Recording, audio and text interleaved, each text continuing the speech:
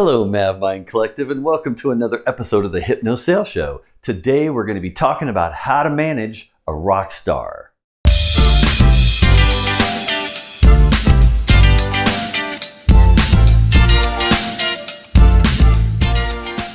If you lead a team of people, and most of them, if not all of them, being customer-facing, chances are you have at least one, if not more, rock stars on your team. So let's assume you just have one top rock star. That's the person that's on your team. That's the top ranked person that pretty much solves most of the hard problems for you on the team or takes on the most difficult tasks, probably because they've been there the longest or because they have the most experience before they got to your team or some other factor. They have charisma. They have a canny ability to figure things out quickly and be efficient with how they solve problems or make decisions and just go and make things happen. You know, they ask for forgiveness than permission. You know, they just go and they're just driven and passionate to make things happen. It could be any number of, or all of these factors that constitutes them being considered a rock star on your team. So if you're the leader of that team and you're the leader of that rock star, there's certain things you want to keep in mind at a subconscious level that's going on between you and them and the team to make sure that they stay happy, make sure that they continue to innovate and create new solutions for problems, and to continue to teamwork with the rest of the team and become the future leader that they're bound to become. Because typically rock stars, most of the time, are going to end up being promoted into the next leader out of your team and maybe start their own team, for example. Unless they just really enjoy being in their current position as just an individual contributor and being a rock star just in their own right. Some like to choose the ladder of just, moving up maybe a technical ladder or some other kind of a ladder where they don't manage people, they don't lead teams. But most of the time, they are going to be promoted eventually to lead teams so they can grow and create more people just like them that solve problems like they do, that passionately go after projects and make things happen like they do to scale a business. Typically, that's what happens. So you want to take a lot of care with managing your rock star on your team and making sure that they continue to be a rock star and that you encourage them to eventually lead a team or go and create more just like they are, more rock stars like them. Okay. So there's 4 things that I have found that have some subconscious MavMind elements to them that I use when I'm managing my top rock stars on my team. Okay, so the first one is you want to make sure you challenge them often. You want to stretch them. It's called stretching their mind, stretching their skills. You want to give them challenges, something that they haven't thought about before. Have them figure out where their comfort zone is, because all of our comfort zones are governed by our subconscious. Our subconscious kind of knows where our comfort zone is, and when we go beyond the comfort zone, all of us, including myself, subconsciously get a little afraid, and we have a fight or flight moment where we go, should I run away or should I be angry that I'm being pushed like this? Should I just ignore it and just pretend like it's not happening? Or we'll freeze. So it's flight, flight, or freeze. And freeze means we just don't know what to do, and we just get kind of stuck in our mind subconsciously. So you have to be a little careful with this one, but you do want to make sure you stretch them and kind of give them a goal that's a little bit outside of their comfort zone. So that means as a manager, you need to continue to test with them to see in your one-on-one meetings with them where their comfort zone is and ask them, are you comfortable with this task? Would you be comfortable if I were to ask you to, do this extra little piece too? And just give it to them little baby steps at a time for them to continue to stretch and grow and really challenge themselves to keep getting better and better and more comfortable with more things that maybe they're not doing today.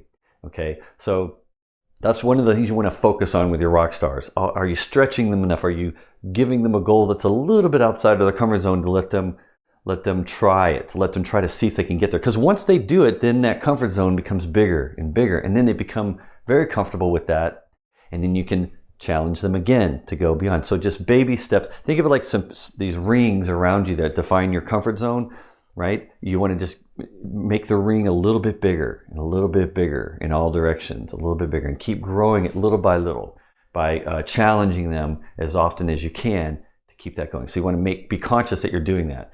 The second thing you want to do is you want to give them some room to grow that comfort zone. Now, what does this mean? Well, you might have heard the word autonomy. Some people ask, I need more autonomy, meaning I need a little bit more room to make my own decisions. I don't really want you telling me too much what I'm supposed to do. As leaders, sometimes we do tend to tell our team what they should do and how they should do it sometimes. Sometimes we're not even aware of it. Subconsciously, we already know how, so we feel like we're helping them by telling them how to do it. And we're not really helping them that much because they won't learn, they won't grow, they won't get comfortable with more and more things, and they won't grow their comfort level if we don't back off a little bit, give them some room, and let them have autonomy to make their own decisions. Sometimes also because of our unconscious bias about age, sometimes we feel that someone that's younger needs us to tell them more how to do things, because in our experience, typically if we're older, the younger generation needs to be told how more. That's not true. None of us really want to know how to do something if we're trying to grow and become a rock star. And if you're a rock star, no matter what age you are, you need to have that room to grow, and you don't want people telling you how to do stuff. Because you're a rock star for a reason. You're a rock star because you figure out how to do things all the time. So consciously, as a manager of a rock star, you want to back off, let them have some room. Don't tell them how all the time. Let them figure out how. Let them stretch themselves and say, hey, I'm going to give you autonomy on this. Use that word. Let them know that you're giving them autonomy. I'm giving you some room. There's nothing wrong with setting the expectation consciously that you're giving them some room. So subconsciously, when they start to feel that there's room, then they go, oh, okay. And then their subconscious will relax, and then they'll stretch more and they'll grow more faster. If you tell them you're giving them room and you're giving them some autonomy on this particular task. You don't have to give them autonomy for everything, just on a specific task or a specific problem or a specific decision that you need them to make. Let them have the decision. Look, you're good at what you do. I want to let you make the decision. Something like that. I'm going to give you room and autonomy to make the decision, but you got to live with whatever you decide, but we will support you. I will support you in whatever you decide. So you want to, this third bullet here, you want to make it safe for them to make that decision. Because subconsciously, we always want to feel safe and comfortable first before we take action, before we do anything. If it doesn't feel safe or it doesn't feel comfortable, and it's got to be in that order too. You have to feel safe first, and then you can feel comfortable. Okay? So in other words, I got to know all the doors are locked in my house before I can be comfortable and lay down and go to sleep in a bed or on a couch or something, right? Lay down and go to sleep. I can't go to sleep until I know I'm safe. So safe comes before comfort. And you have to make it safe for them to make mistakes, safe for them to make decisions, and be okay if it's not the right decision, to be able to help them and support them quickly change and make another decision if the first one wasn't correct, and not to be pointing out that they made a mistake or making them feel bad about making a mistake. That's not really your job as a manager to do that. Don't make them feel bad. Give them room, make them feel safe to trip a little bit, to maybe even fall, and know that, hey, let them know you're going to be there to help pick them back up and, give them a hand. And it's okay. You don't learn to run until you crawl, until you start to trip a little bit and stumble. And then finally you get to where you can run, and you can run really fast. So it is a process, and you have to let them know at all times that you're supporting them and you're giving them that room and you're helping them to feel safe, and they should feel comfortable, and that you're not going to be upset if they make the wrong decision and make mistakes along the way. That's what you want them to do. You want them to fail early and often so they can continue to grow and get better at what they do. And then the last one here, if you really want to really make sure you're managing your rock stars to the best, most effective potential that you can,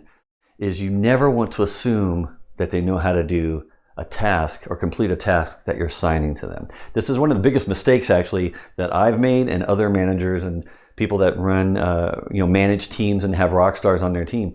They tend to have a bias, a subconscious bias. They're not even aware of it, but they tend to think that since my rock star can solve pretty much anything, and they're just so, they're badass, they can do anything.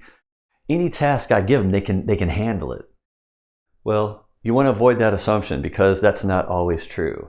Sometimes they get a task, and as the rock star, they feel the pressure from the rest of the team and from you to solve the problem, but subconsciously they might be looking at it, or even consciously it might bubble up and they might go, and they gulp and they go, I don't know how to do this. What do I do? They don't want to tell anybody that they don't know how to do it because they're rock stars. Everyone's counting on, everybody's staring at them.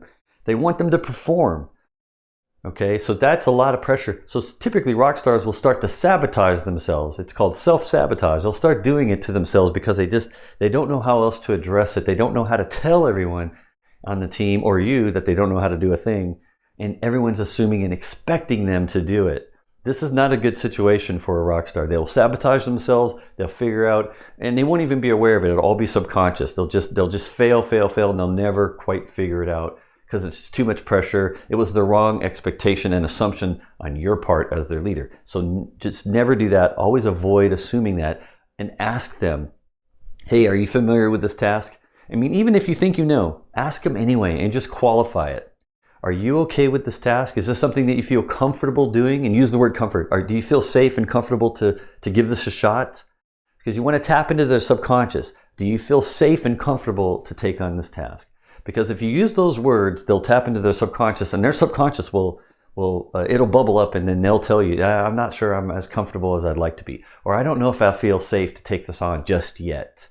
And then you ask, okay, well then what do we need to do to help you make the situation or the scenario or the environment safe and comfortable for you to take it on? Because I really would like you to do it. So what is it going to take?